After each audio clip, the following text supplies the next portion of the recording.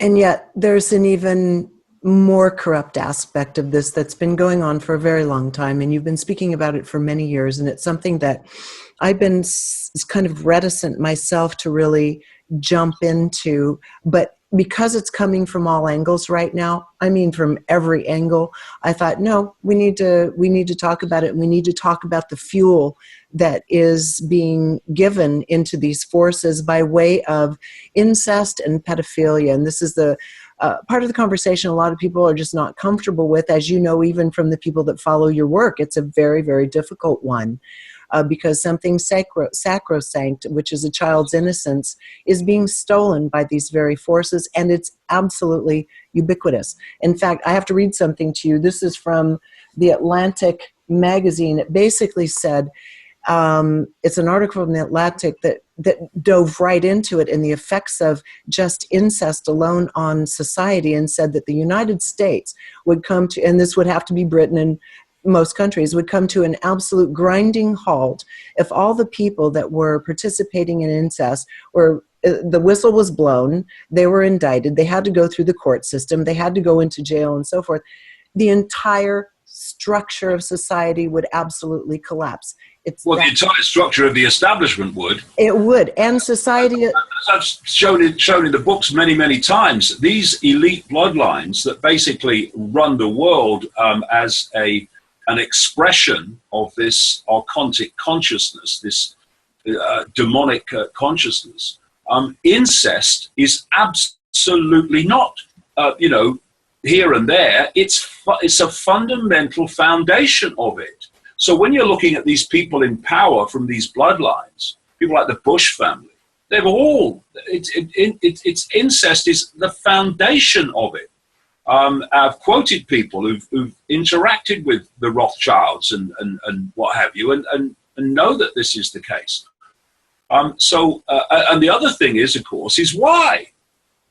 When I was in America back in the 90s, and I came across the scale of mind control, first of all, but also the scale of pedophilia and child abuse, obviously there's a question. Why is it happening? Why are these elite bloodlines particularly obsessed with incest, obsessed with child abuse, and sex with children, and all that goes with it? And then as the years have passed and I've understood more and gleaned more information, it's clear that, well, again, it's a simple thing of frequency. One of the things the Gnostics talk about is that the archontic distortion feeds off human emotion. Now, this, if we bring it forward to the area of physics, makes absolutely perfect sense. Because if you have a radio and you tune it to radio 1, you get radio 1 because you're on its frequency. You're not getting radio 2, you're not getting radio 3. They're on different frequencies. So this archontic distortion operates because of its nature, its perceptual nature, within a certain band of frequency, a very low band of frequency. And if you are feeding energetically off others because you don't have your own energetic source of sustenance, because you are not connected in the same way to the wider consciousness we call awareness, you have to feed off energy produced within the frequency band that you operate. And thus, this awareness feeds off fear, anxiety, depression, hatred, conflict, resentment, all these low vibrational emotions, which it has structured society to produce. Imagine what a world war produces. Or what is happening in Syria and Libya and Iraq produces in terms of that low vibrational frequency. Enormous amounts of it. and it feeds off it. And one of the things it's very clear, not just from this Gnostic source, but from other sources in other cultures around the world, is that one particular energy that this distortion wants more than any other is the prepubescent energy of children. We look at puberty and we see it as a hormonal change. But the base form of the body, as the base form of this whole entire reality, is not what we see. That is a decoded projection of it. It's a holographic decoded projection of it. The base form is waveform information. So, for instance, what does a computer do in a Wi-Fi situation? It takes information in waveform Wi-Fi form, and it decodes it through its systems, and it puts it on the screen in a totally different form to what its base form is, which is Wi-Fi information fields. That is mirroring the way that we decode reality. So when we are decoding that information in what I call the cosmic Wi-Fi field, we are decoding it onto our screen in the brain into the reality we think is outside of us and solid, when actually it's a holographic illusion of solid. So when children go through puberty, we perceive it within the projection, the holographic projection, as a hormonal change, but the hormonal change is merely a holographic expression of a vibrational frequency change that is going on at the waveform field, in the waveform field of the body. This force wants that energy before that change takes place. And this is why we've had this obsession with the abuse and the sacrifice of children going way back. The ancients used to sacrifice young virgins to the gods. What was young virgins code for? Children. So what we're looking at is something that's always been, but we're now seeing it in a different form, in a different era of human development, if you like. But it's always gone on. And so people have no problem accepting that the ancients sacrificed people and children to the gods. Well, who were the gods? This force were the gods in various expressions. And they have no problem in accepting that all that happened. What I'm saying is that although there came a point in human development where, in general, people rejected that, it didn't disappear. It went underground.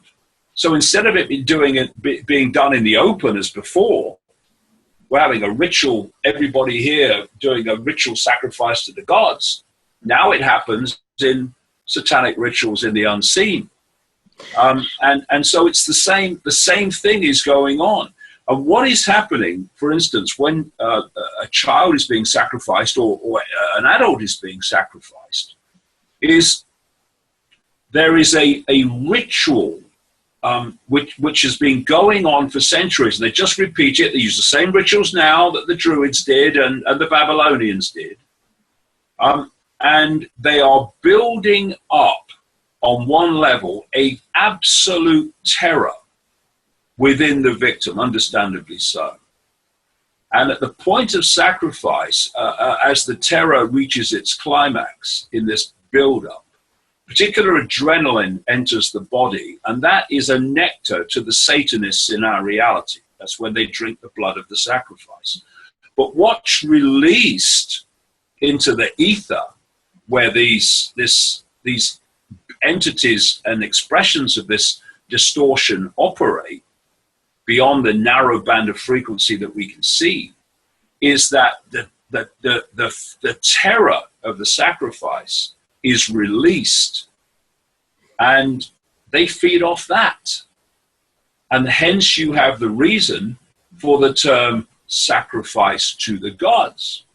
And it's happening now. I came to America in the 1990s, about 1996, and the synchronicity of my life, which has been extraordinary since my own awakening in 1990, took me on a synchronistic journey across America through, quote, coincidences that put so many people and situations into my experience, where I saw the scale of it. And of course, if you go deep enough, the American government is based on all this. The American military is based on all this. It's being run by these psychopathic, satanic, demonic entities. I mean, we've got a man running the American military called Mad Dog. Matted. I mean, giving it away or what? Have a look why they call him Mad Dog as well, and you might not sleep well thinking he's in charge of the American military.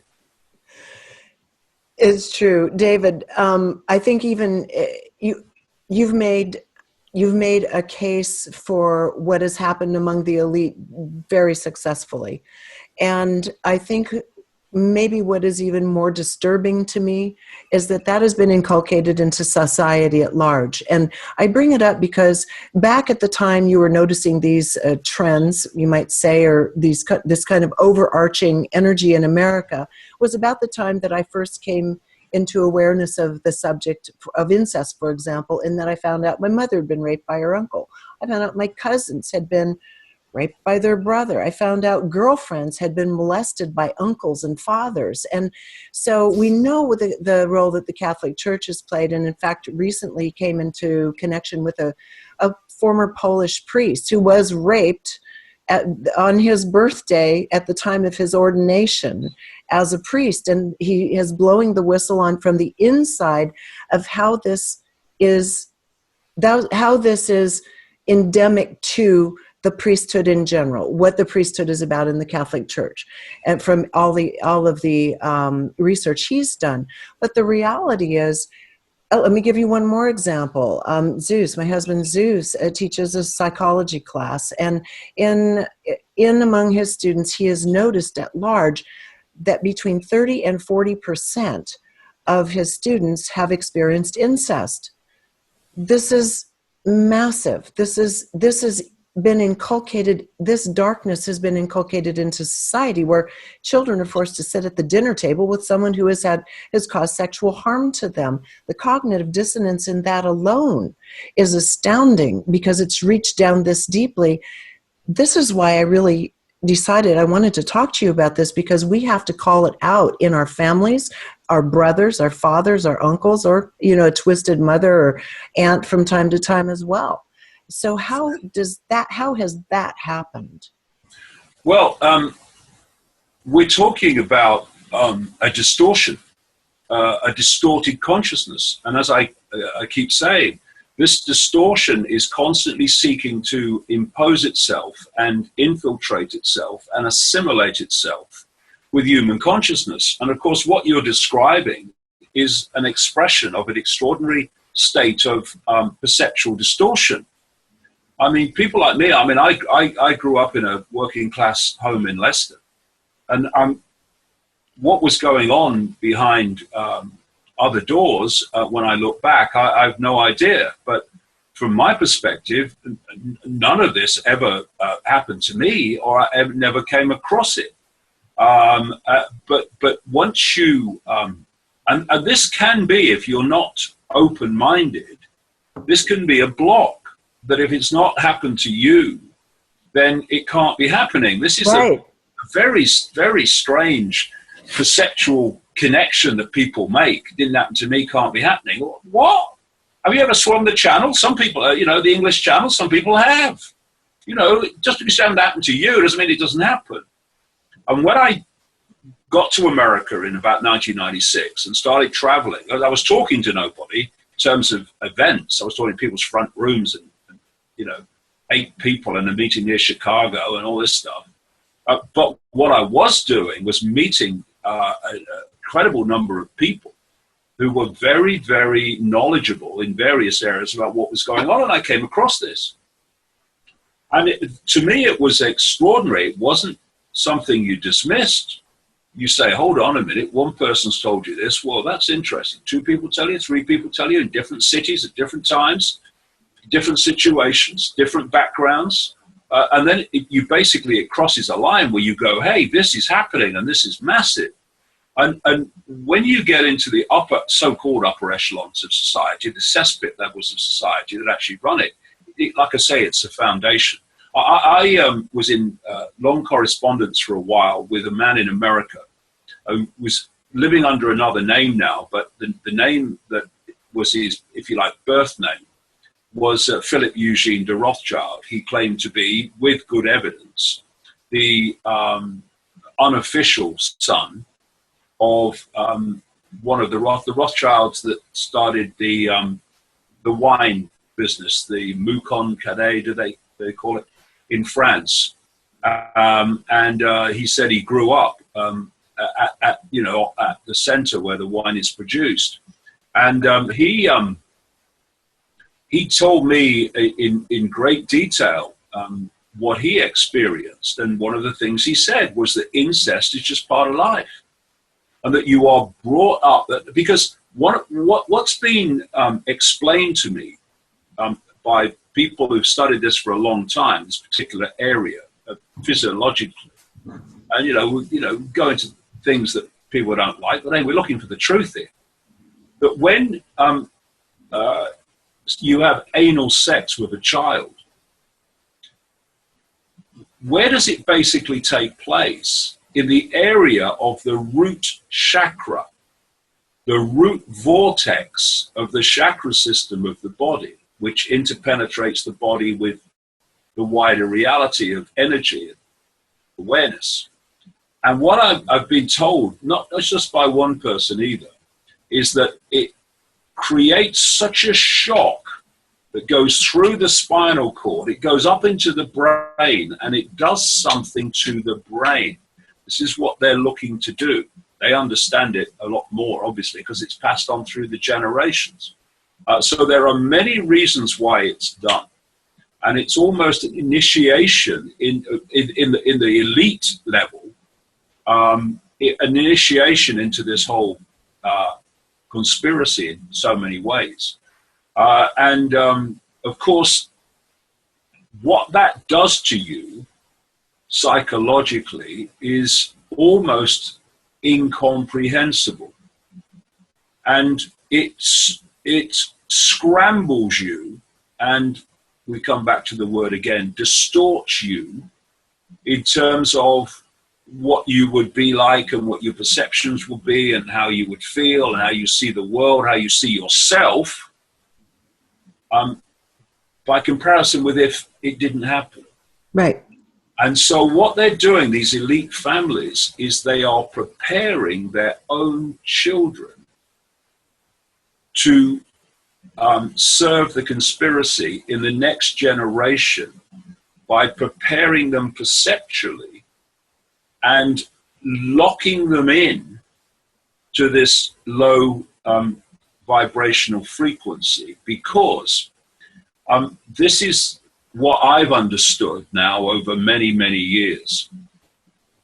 These entities that are expressions of this distorted consciousness, some take a reptilian form, some take the form of the Greys, some take demonic forms.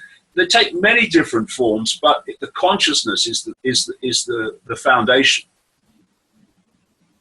While these pedophiles and these elite bloodline pedophiles particularly, but pedophiles in general, are possessed by this distortion, by this archontic distortion.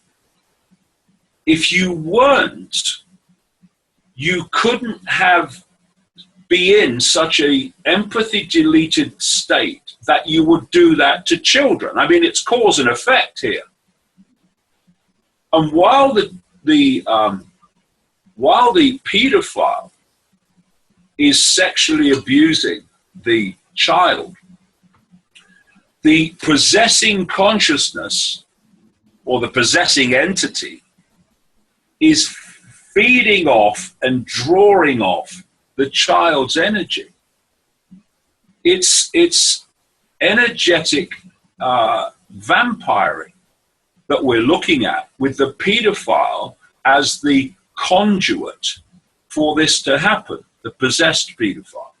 And you then listen to shamans talking about their ancient cultures and how those that see beyond what we call the physical into the wider energetic field see the results in children going way back. This is not a new thing, like I keep saying. No. The energetic consequences in their field of that energy being drawn off by these entities. And when in the Matrix movies, the Morpheus character held up a battery and said, the machines have turned human beings into one of these, a battery, that was symbolically exactly what is going on. They're feeding off us. This is why they don't want us loving each other. They don't want us loving ourselves. They don't want us in harmony with each other. They don't want us in heart connection with each other. They don't want open hearts, because that takes you onto a higher vibrational state of energy, of frequency. Out of their bandwidth, right? They can't access that. Right. Out of their bandwidth. So, when I see people in the alternative media, well, I think most of it's not alternative at all. It's just a different part of the postage stamp that realize there is a bit of a conspiracy going on. And they're talking about stockpiling weapons and fighting the enemy. Well, what does this archontic force say to that? Lunch. If you talk about the need to love each other and be in harmony with each other, oh, yeah, that's weak, that's weak, that's not manly. No, well, it might not be manly to you, mate, but it's the only way out of here. Because your version of being manly, we're going to fight and all this, the rest of it, that's how we got into this place. And what people have got caught in is this vortex going round and round and round the garden, meeting yourself back at where you started, round and round and round. This closed feedback system whereby you fight the enemy with hatred and with conflict and all these low vibrational emotions. And you feed the, quote, enemy and empower it to feed back that energy back at you. Breaking that cycle by breaking that emotional state is the way out of here. And that's what they're terrified of. That's why they don't want harmony. And whenever harmony starts to break out anywhere, they're in. True. Not through the American military and the British military on one level, breaking that harmony and causing conflict and the distortion to manifest. For instance, I've just watched today, funnily enough, a documentary. It's called Defamation, and it's by a Jewish guy who did this documentary. Basically, very, very good, very calm, and he just followed it, did a fly on the wall. And it is extraordinary how Jewish young people, particularly in Israel, are programmed from birth to believe that everyone else that isn't Jewish hates them. But it's not true. But when you've gone through that in all your formative years and all the information you're receiving is telling you that, then you believe it. And that distorts your perception of the rest of the world. And you will have the Muslim world, the extreme part of the Muslim world, being told that they have to do this because they're different and they're better than these people and all the rest of it. That's not the Muslim world in general, but it's just the extreme end of it. And they have to impose their will upon it. That's the program. which brings about disharmony and conflict. So if you look at the way children are brought up in different cultures, disharmony is programmed in from the earliest age. Instead of having the maturity to say, hey, we are all a point of attention within the same infinite state of awareness. That point of attention can be expansive into infinity, or it can be the size of a pea. That state or expansion or lack of expansion of awareness is down to your perceptual state, because your perceptual state dictates the area of this infinite awareness that you will focus upon. It can be an expanded focus, or it can be a very, very focused perception of reality where you see yourselves in very, very limited terms, basically founded on the 5 sense me, which is not who we are, it's just an experience. And therefore, when you get pulled into these what I call phantom self states, where you're self-identifying because of the tiny area of focus that you have of possibility, these different focus points of focus, which we call Muslims, Jewish people, white people, Chinese people, we call black, white, whatever, they can be played off against each other to divide and rule. Instead of saying, look, we are all one consciousness, having different experiences. We're all points of attention within this infinite awareness.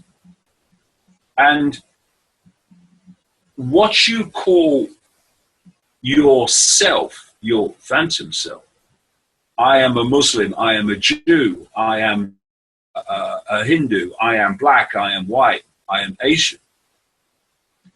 That's not who you are. That is what your point of attention is experiencing. Now, why can't we say, look, we're all having different experiences. Our point of attention within this short space of experience within this reality is seeing things slightly differently from a different angle. But why can't we respect each other's right to be different without feeling the need to impose our will, our point of focus on everyone else? Then we can be different because, of course, being different, expressing uniqueness, is to express the infinity of possibility without being in conflict.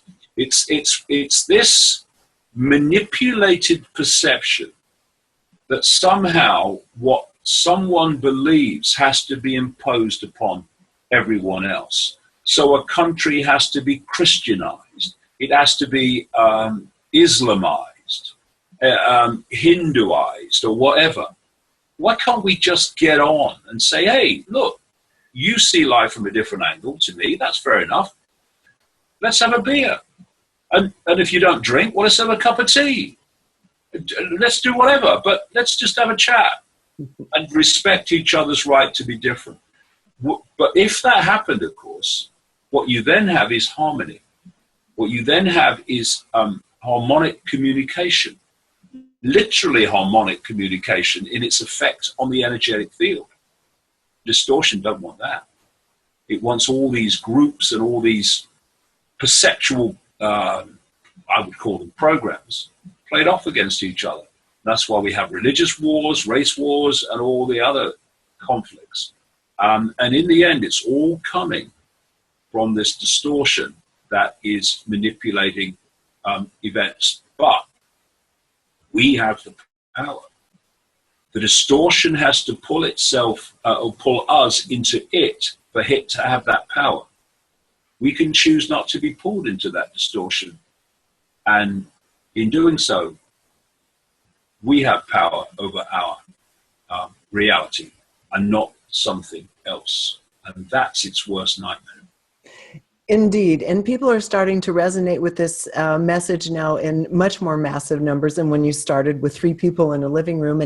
And I mentioned earlier at the start of the conversation, you'll land in certain countries where mainstream media will even come out to greet you and talk about your events that are upcoming. So I would like to know from you, as the person who is probably certainly the most well-known on the planet in terms of this whole notion of conspiracy and alternate thinking, what you're seeing in the world at large, because you're traveling the world, you're talking to people all over the world. What are you seeing by way of awakening?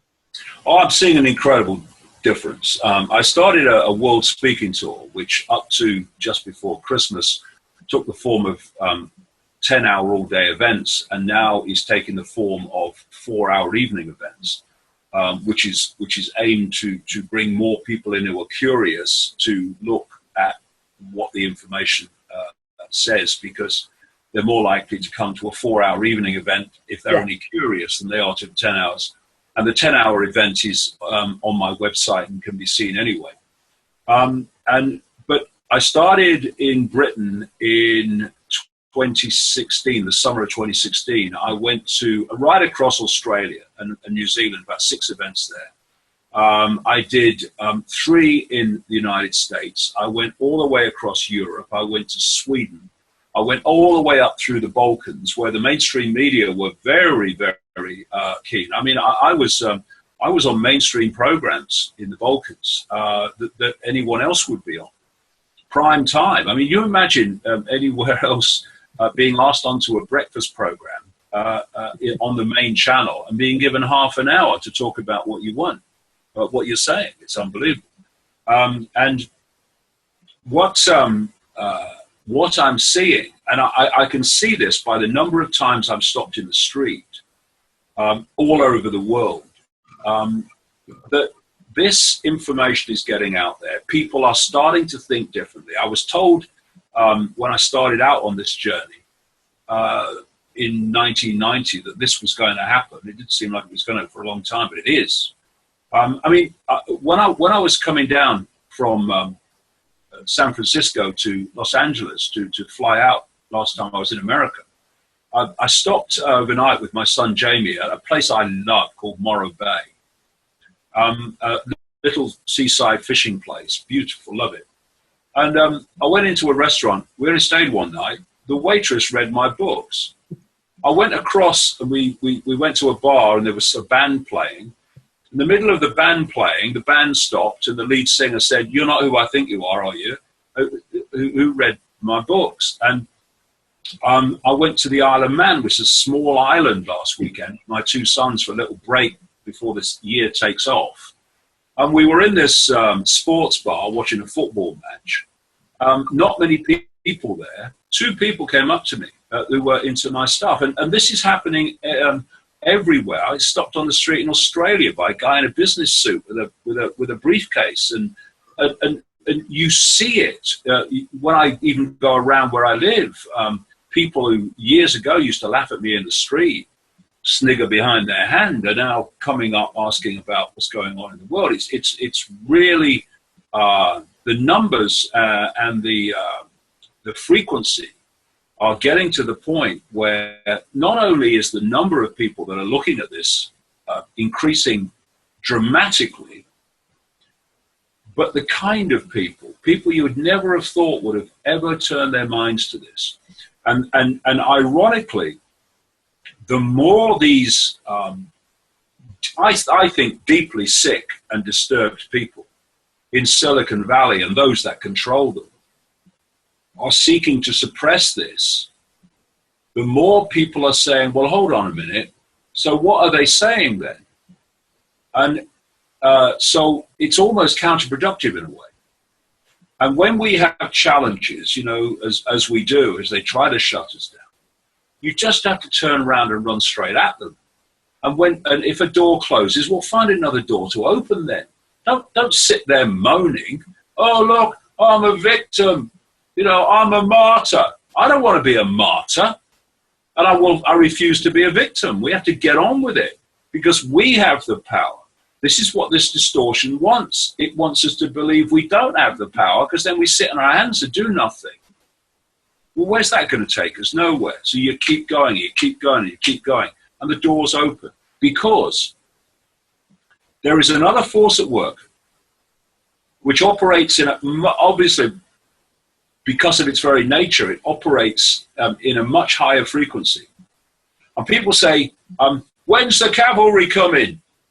And, well, if the cavalry came, symbolically, and manifested in the frequency band that most people are in, it wouldn't be the cavalry for long.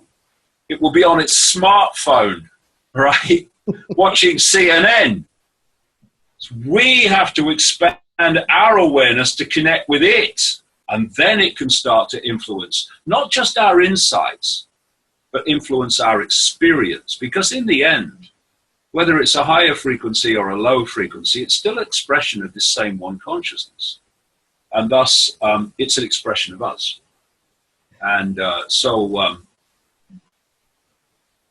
as I've said, I've just been putting this this evening talk together, and I'm going to put this image on the screen, and it's a guy looking in the mirror, and he's saying, oh, so it was down to me all along. Yes, it was.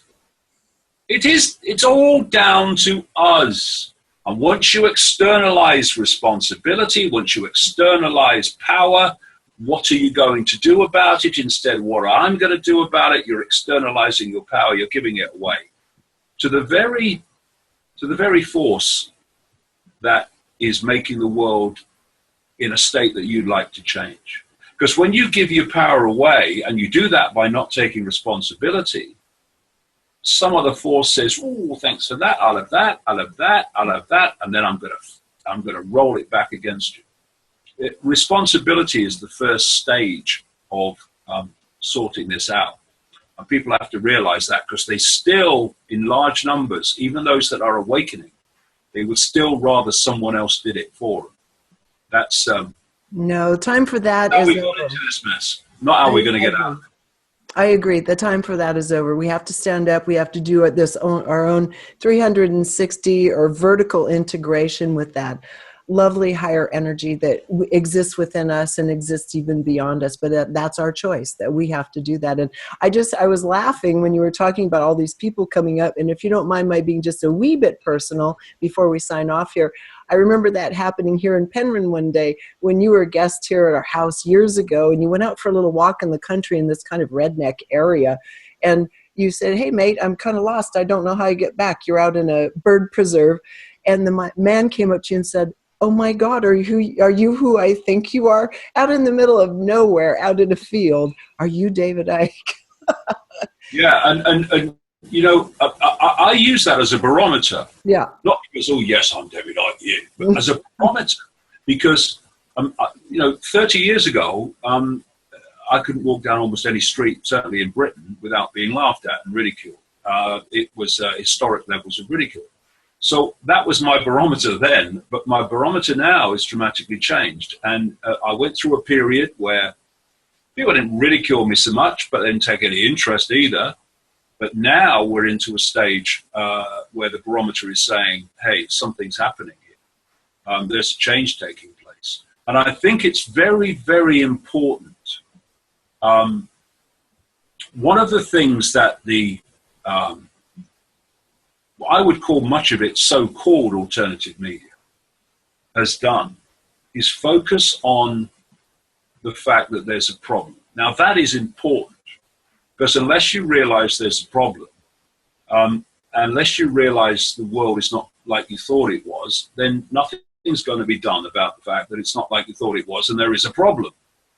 But if you only stay in the 5 sense level of this, with names, dates, places, and what have you, which I do enormous amounts about, because we need to know that. But if you stay there only, then what is left to find answers than to stockpile weapons to fight the enemy, or to support another hoax called Donald Trump in the desperate belief that he's different to all the other stooges that went before? He ain't. That's all that's left.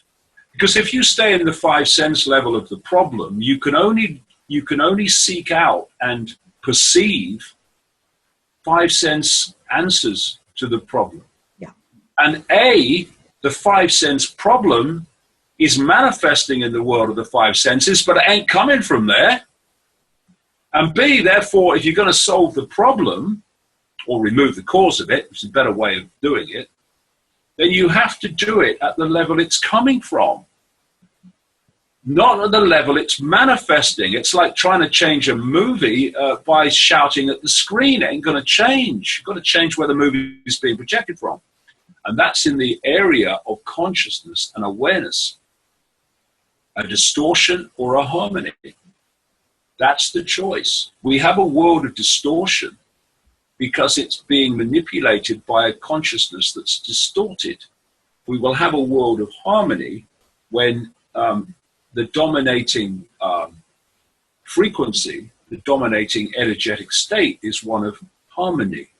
If we're in a room together, a group of people, and we're all getting on and respecting each other, then that energetic field in that room is harmonious, and people feel it. They feel joy, they feel happiness, they feel good about being in that energy and interacting with those people. You put the same people in another room, in another perceptual state, and they're all arguing and cussing with each other and condemning each other, then that is a massively distorted state, and people feel it. Oh, the atmosphere in this room, you could cut it with a knife. Why could you cut it with a knife? Because it's so heavy, because that's the frequency that's manifested by that state of being. And do we want to live in that room or that room, that world or that world? That's the choice, and we are responsible for which one it is. Hear, hear. I know your dinner bell is ringing. I've been watching the time. I think your dinner's right about up now. I know. I put my food in the oven. Thanks for running it right up to the time the bell. An hour and a half, which I thought it would run. So I'm not quite got the smell of burn yet, but it might not be far off. I think so. I'm watching your timer right here. David, I want to thank you so much. I'm just so happy for you that you have hung in there all these years until the tide has finally started turning. Your own life is just going gloriously. They're making a movie about your life, I understand. You have your new book out, Everything You Need to Know But Have Never Been Told, so people can kind of look into the entire story of what we've been talking about and 1,000 times more. Any final statement before we sign off? Yeah, also, that 10-hour all-day talk that I've been doing around the world, that's available at davidicke.com.